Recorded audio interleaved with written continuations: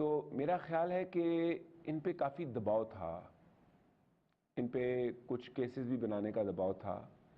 تو ان کے دوستوں یاروں نے انہیں سمجھایا کہ اگر آپ نے دباؤ برداشت کرنا ہے تو پھر اس دباؤ کی قیمت بھی وصول کی جائے، یا پھر دباؤ نہ برداشت کیا جائے اور زندگی آزاد کر لی جائے.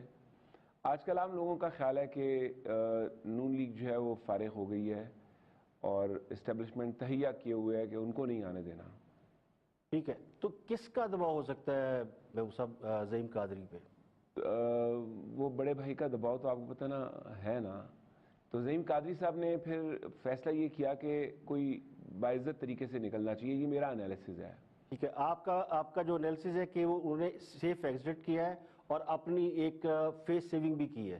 اپنی فیس سیونگ کے لیے انہوں نے اپنی بیگم کی ٹکٹ بھی واپس کر دی ہے اور ڈیمانڈ کی کہ مجھے ایم این اے کا ٹکٹ دیا جائے وحید عالم کی جگہ.